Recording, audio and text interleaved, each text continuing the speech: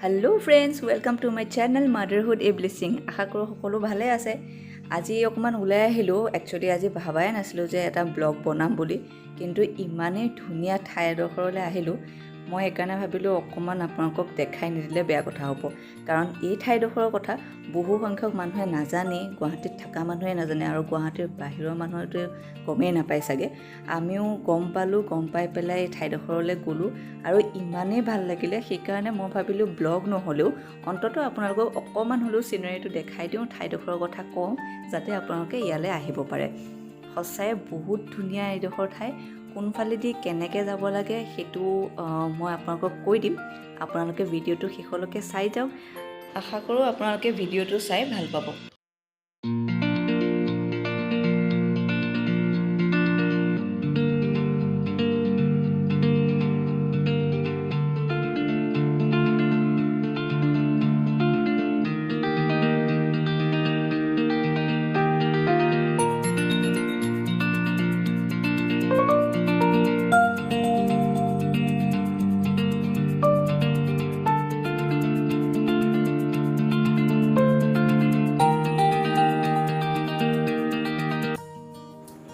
ব্ৰহ্মপুত্ৰৰ পাৰত ৰৈ ব্ৰহ্মপুত্ৰলৈ চোৱাৰ অভিজ্ঞতা হয়তো সকলোৰে আছে, কিন্তু এই ঠাইডোখৰত ৰৈ যদি আপুনি ব্ৰহ্মপুত্ৰখন চাবলৈ পায় নহয়, তাৰ আমেজেই সুকীয়া।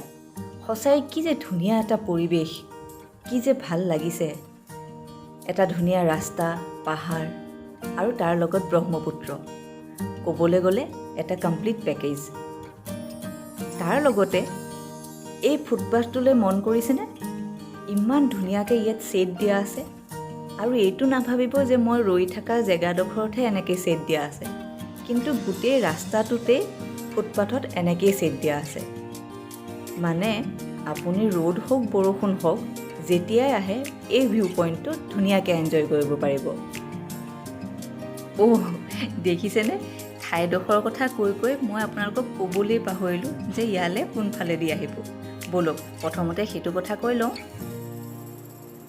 আপোনালোক যদি জালুকবাৰীৰ ফালৰ পৰা আহে, তেতিয়াহ'লে মালিগাঁও চাৰিআলিৰ পৰা পাণ্ডু পৰ্টলৈ যোৱা ৰাস্তাটো ল'ব লাগিব। তাৰ পাছত লেণ্ডমাৰ্ক বুলি ক'লে ফায়াৰ ব্ৰিগেড অফিচটো পাৰ হৈ ৰাইট ছাইড দি সোমাই চিধা আহিলেই এই ভিউ পইণ্টটো পাব। এইখিনিতে আৰু এটা কথা কৈ থওঁ যে এই ৰোডটো আণ্ডাৰ কনষ্ট্ৰাকশ্যন আছে এতিয়া। চ' যেতিয়ালৈ এই ৰোডটো কমপ্লিট হৈ নুঠে, তেতিয়ালৈ মই আপোনালোকক কামাখ্যা মন্দিৰৰ মেইন ৰোডটোৱেদি আহিবলৈ ছাজেষ্ট কৰিম।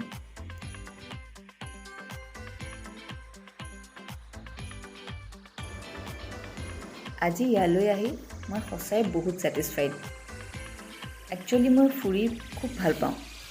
আজিলৈ অসমৰ বাহিৰতেই হওক বা এব্ৰডেই হওক, যলৈকৈ যোৱাৰ মোৰ সৌভাগ্য হৈছে, সদায় এটাই কথা ফিল কৰি আহিছোঁ যে এইবোৰ ঠাইৰ নিচিনা দেখোন বহুত ধুনীয়া ঠাই আমাৰ অসমতো আছে, কিন্তু টুৰিজমৰ ফালৰ পৰাহে আমি পাছ পৰা।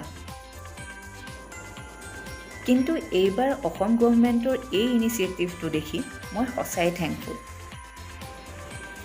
এতিয়াৰ পৰা যদি কোনোবা আলহী লৈ বা ফ্ৰেণ্ডৰ লগত ক'ৰবালৈ নেচাৰেল ভিউ চাবলৈ যাওঁ বুলি ভাবোঁ, তেতিয়াহ'লে এই ঠাইডোখৰ কিন্তু মোৰ লিষ্টত চবতকৈ প্ৰথমতে থাকিব। যাবলৈ ওলালোঁ। হয়তো আজি আপোনালোকক বেষ্ট ভিউ পইণ্টটো আমি দেখাব নোৱাৰিলোঁ, কাৰণ সেইবোৰ জেগাত অলপ ক্ৰাউডটো বেছি আছিলে, আৰু যিহেতুকে নিকি মাইনা আমাৰ লগত আছিলে, ছ'চিয়েল ডিষ্টেঞ্চ মেইনটেইন কৰি চলাটো খুবেই আৱশ্যক আছিলে। সেইকাৰণে আমি সেইবোৰ জেগাত নৰলোঁ। যিমান পাৰোঁ আমি গাড়ীৰ পৰাই শ্বুট কৰিবৰ কাৰণে চেষ্টা কৰিলোঁ। ইয়ালৈ আহি খালি এটা কথাই অকণমান দুখ লাগিলে, সেইটো হৈছে যে ইয়াত আমি যোনবিলাক ৱালবিলাকত দেখিছোঁ, কিছুমানে নাম লিখিছে, কিছুমানে তামোলৰ পিক পেলাইছে। চাওক, ডেভেলপমেণ্ট আৰু মেইনটেনেঞ্চ পাৰ্টটো আমি অকল গভৰ্ণমেণ্টৰ ওপৰতে জাপি দিলে নহ'ব। আমি পাব্লিকো কনচিয়াছ হ'ব লাগিব, কিছুমান প্ৰট'কল মেইনটেইন কৰিব লাগিব। গভৰ্ণমেণ্টে ইমান ধুনীয়াকৈ ডেভেলপ কৰি দিয়া ঠাই এডোখৰত যদি আমি এনেকৈ তামোলৰ পিক পেলাওঁ, নাম লিখোঁ, তেতিয়াহ'লে সেইডোখৰ ঠাইনো কেনেকৈ ভাল হৈ থাকিব। সেইকাৰণে মই ৰাইজক অনুৰোধ জনাইছোঁ, প্লিজ তেনে কাম কৰি ইমান ধুনীয়া ঠাইডোখৰ নষ্ট নকৰিব। আজিলৈ আহিলোঁ। ভিডিঅ'টো যদি ভাল লাগিছে লাইক, কমেণ্ট আৰু শ্বেয়াৰ কৰিবলৈ নাপাহৰিব। Bye bye, take care.